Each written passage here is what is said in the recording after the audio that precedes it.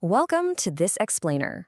Today, we are diving into something absolutely fascinating: how artificial intelligence is moving way beyond simple text to actually see, hear, and speak across global language barriers.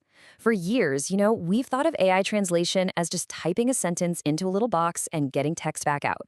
But the cutting edge of research, it's showing us something entirely different. We're looking at a future where foundation models don't just process words, they process the entire sensory environment of human communication. Here's our quick roadmap for today. We're going to cover beyond human translation, multimodal AI in action, how to build it, fusing sensory data, measuring success, and finally, we'll look at the future of multilingual AI. Let's jump right in. All right, Section 1, Beyond Human Translation. We're looking at top-tier AI going head-to-head with human linguists. So, check this out. In the WMT 2025 benchmark, the top AI translation model scored an 88.4. Now, to put that into perspective, it comfortably beats the human professional baseline of 82.1 under formal test constraints. This isn't just a slight margin of error edge, it is a definitive lead in a highly rigorous, structured evaluation environment that compares automated systems directly against professional human linguists. When you actually look at the rankings, it's pretty wild. You can see top automated systems like Algarb and Shaihunyan MT taking the number 1 and 2 spots in English to Chinese translation before human translators even appear on the board. And in real-world applications, whether that's live translating a massive conference summit or converting dense academic textbooks, English is predominantly acting as this interlingual bridge, seamlessly pivoting between all these native languages at an incredibly high quality. Moving on to Section 2. Multimodal AI in action. Let's see how these complex workflows actually operate in the wild. Human communication is rarely just words in a vacuum, right? It's tone, it's body language, it's the environment. Imagine a digital proxy called Agentar that understands all of that. It doesn't just sit there taking passive notes. It acts as your literal digital twin. If you can't make an international pitch, this proxy stands in, walks through your slides, and actively contributes to the discussion, all while cross-translating the entire room's overlapping languages in real time. It's a total game changer. And this dynamic brilliantly illustrates exactly why AI needs eyes. When a purely audio-based model mishears technical jargon, like hearing the word rastering, the multimodal system steps in, reads the actual presentation slide, and corrects it to clustering. We've all seen auto captions completely butcher complex acronyms or domain-specific terms during a lecture, right? A text-only model fails here, but a multimodal model looks at the visual provenance, like the slides right behind the speaker, and grounds its translation in that visual reality. It sees the word clustering on the screen and instantly fixes its own acoustic mistake.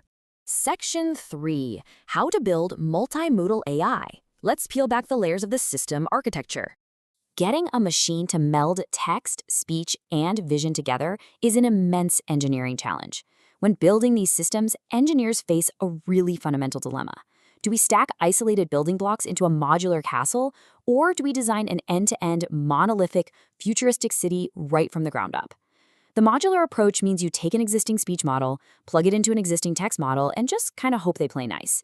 It's way easier, but you often lose the nuance of tone or emotion between the handoffs. The end-to-end monolithic design, on the other hand, trains the entire multitask system from scratch as one unified brain.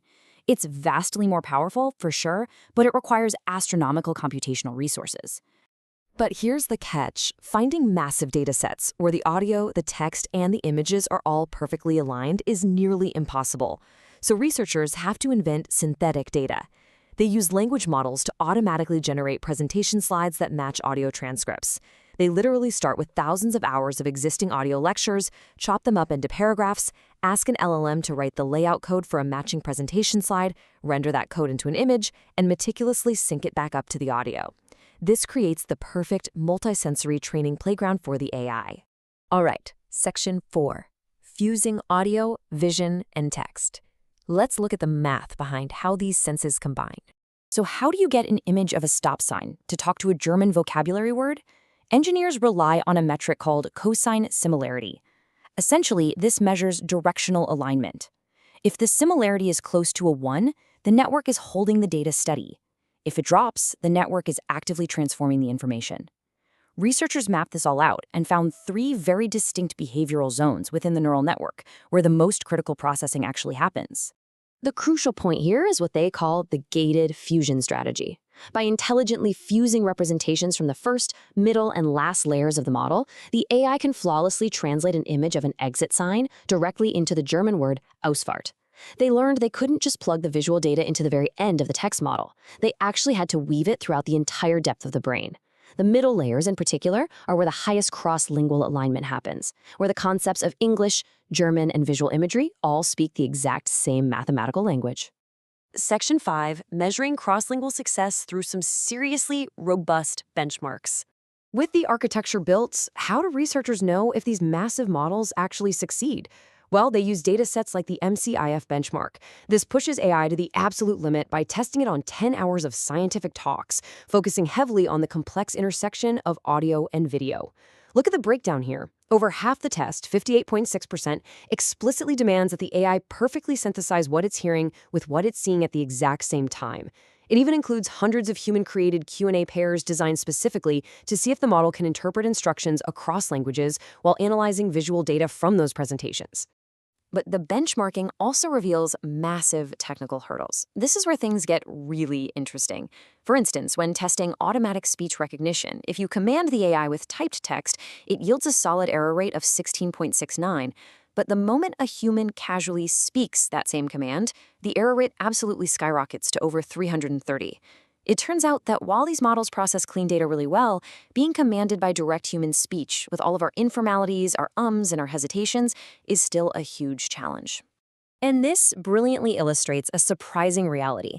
Despite all the hype around those new all-in-one end-to-end monolithic designs, older cascaded setups, like pairing a dedicated whisper model with Llama, still currently win in highly specific tasks like summarizing spoken lectures. A cascaded model just means a dedicated speech tool writes the transcript, and then a dedicated text tool writes the summary, step by step. In both human and automated evaluations, this older approach still edges out the fancy monolithic models for complex academic summaries. It just goes to show we still have a lot of research to do before end-to-end models truly conquer every single edge case. Section 6. The future of multilingual AI. Where does this technology go next? To completely eliminate global linguistic friction, researchers are now tackling some big open questions. A major one is efficiency. Can we build smaller, highly tailored models without those massive resource footprints? They want to move away from the heavy one-size-fits-all approach. Another huge area is initiative. How do we give these systems the social intelligence to jump into a cross-lingual conversation proactively to clarify a misunderstanding, rather than just waiting to be explicitly prompted? Knowing when to help is just as important as knowing how. Which leaves us with a really fascinating thought to end on today. When all linguistic friction is completely eliminated by multisensory AI, what will you build with the rest of the world? I mean, think about it. When a researcher in Tokyo, an engineer in Berlin, and a designer in São Paulo can hop into a virtual room, speak natively, share visual concepts seamlessly, and feel as though they all share the exact same mother tongue, when those barriers to global innovation simply vanish, the possibilities are literally endless. Thanks for joining me for this explainer, everyone. Until next time, keep learning.